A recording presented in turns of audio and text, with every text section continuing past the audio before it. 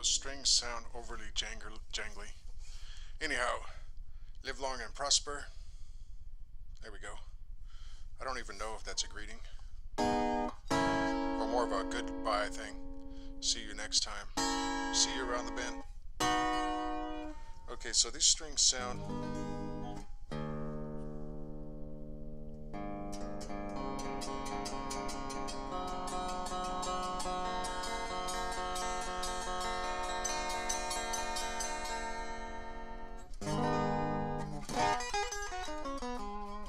a little jangly.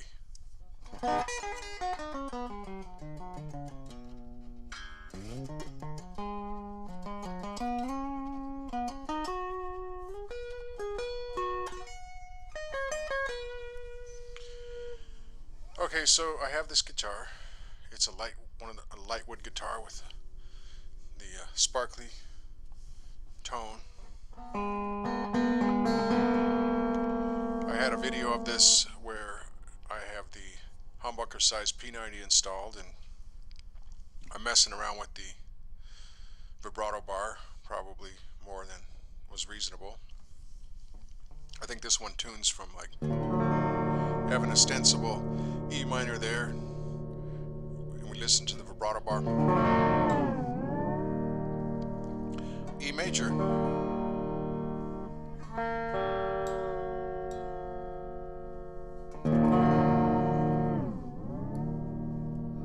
Not quite an E major, but you can hear that G go sharp, right?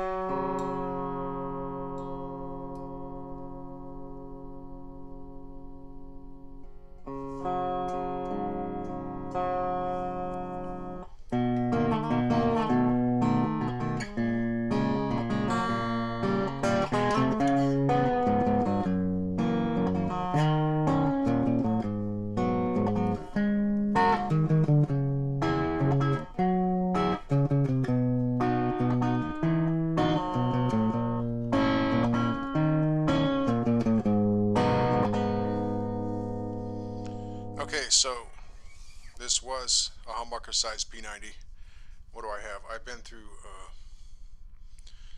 I don't know, I'm trying to count, like 12 guitars between B guitars, Vipers. I've had like 4 of those. I've had like 8 Jamesons and, no, 8 Davisons and I believe 3 Jamesons or 2 Jamesons. So it's getting up toward 15 of these. Over time, I've got like 10 of them that I'm selling. I might just give them to some high school music programs or something. Anyway, I'm a big believer in the light wood and the sparkly, glittery tones that light wood seems to engender.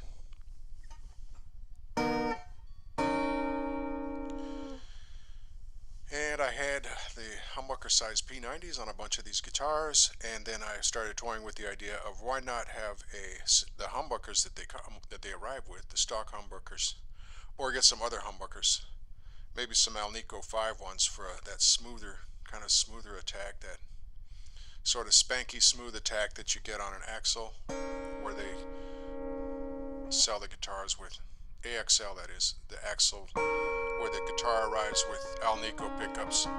There's a spanky smooth sound to those.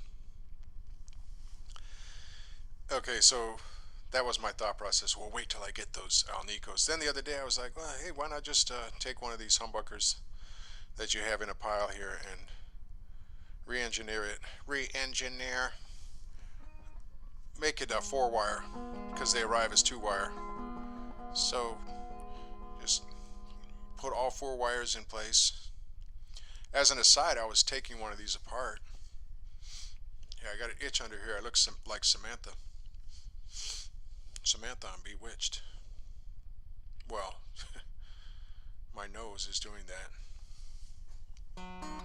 I dare say I don't look like Samantha on Bewitched.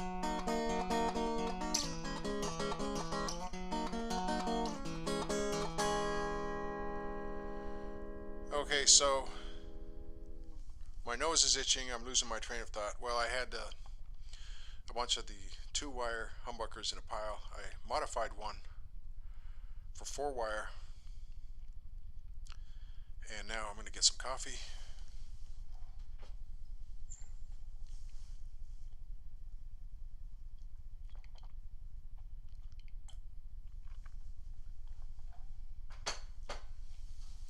And here it is. So this is a humbucker, but it has independent controls for the two halves, and the tone circuit for each one is different. Like the front is 2 germanium diodes with a 0.047 capacitor, and the rear one is 2 Schottky diodes with a 0.33 UF capacitor. Now, one thing about this is the first tone flows through the first potentiometer flows through the second one. Now, if I take these and turn them both off, then the guitar is off. So that could be useful in an emergency situation. Now this is the rear pickup.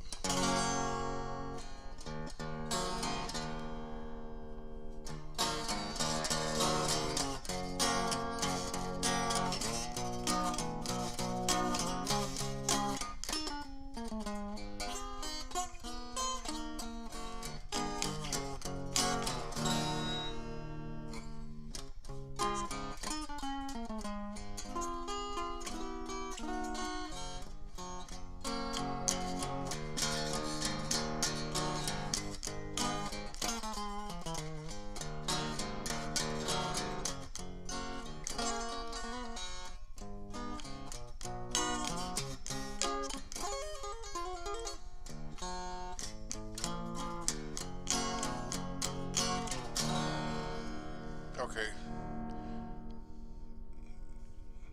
If nothing else, it can demonstrate that the guitar is not in tune, right?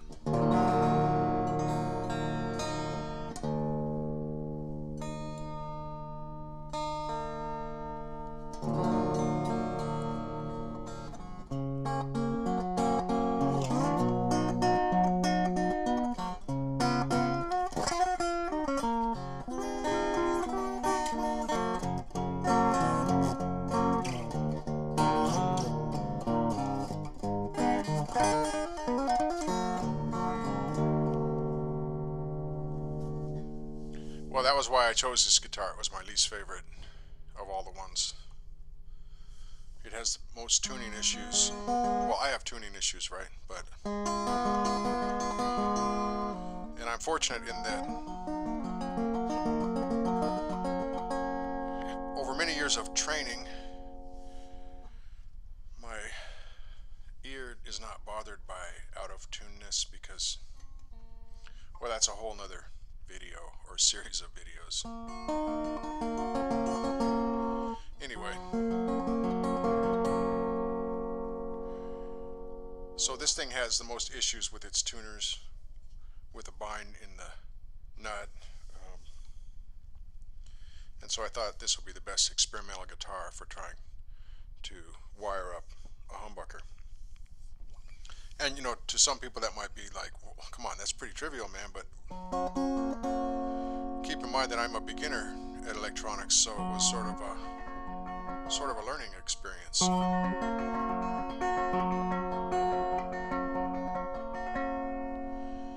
Anyway, it has independent tone controls.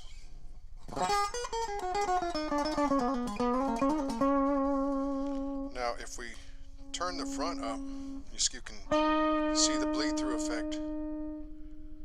That's the rear. It's because the front is passing through the rear pot. That's sort of a spanky sound. I don't know if you can get it on the video.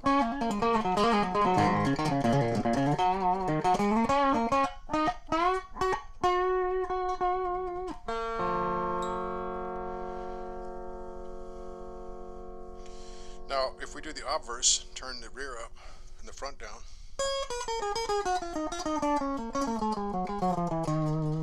Actually, now that I think of it,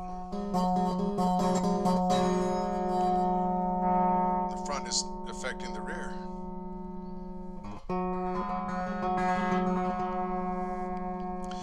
just going to require a couple more pieces, resistors or diodes, to sort of direct the flow, because I'm toying with the idea of having them independent of one another.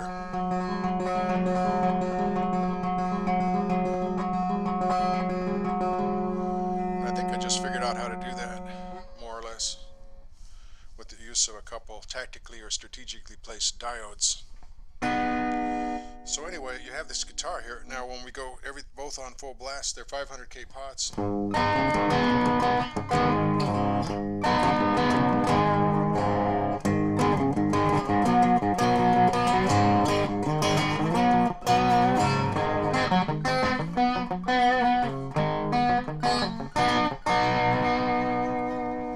It's like a full-on humbucker, maybe with a little diode sizzle if there's a little bit of electricity getting past the 500K-ness of the completely open position, you will, and kind of flowing into the tone circuit.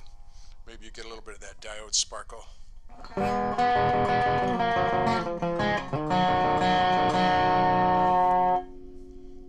But the minute, or the very second, the nanosecond, that the tone control, well, maybe a little longer, maybe longer than a nanosecond, but you can hear the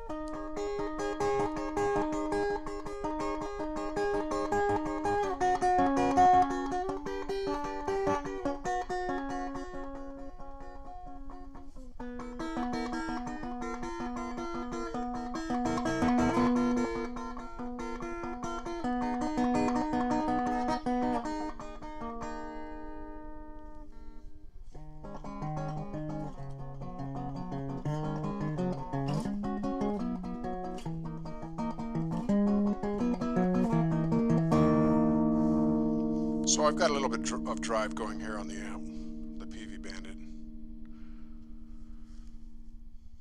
Now wind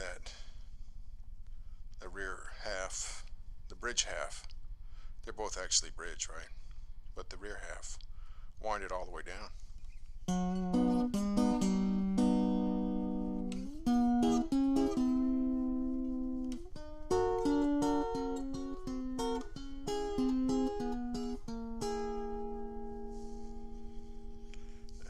Converse, crank that half, crank the forward half down. A little bit more treble with that variety.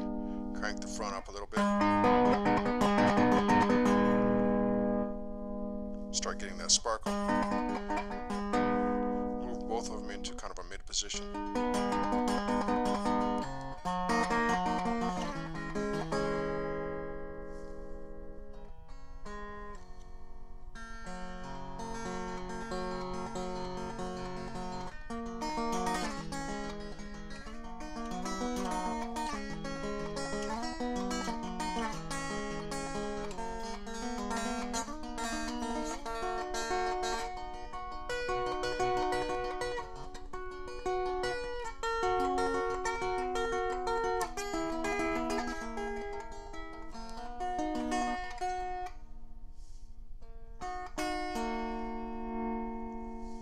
Anyway, a lot of possibilities with just a couple of potentiometers and a humbucker for circuit modifications. So I just wanted to show this guitar and where these modified guitars might be going.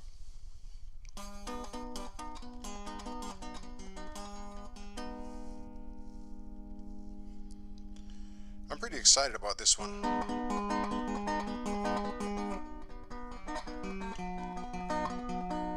Even though I'm not doing cartwheels.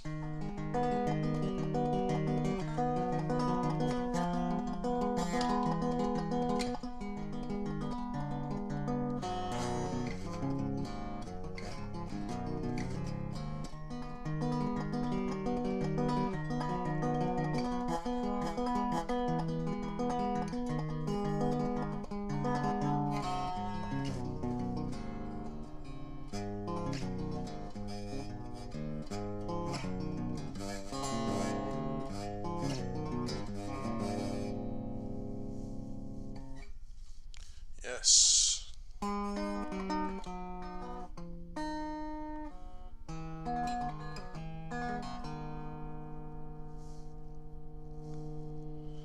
So there's that, the humbucker circuit modification.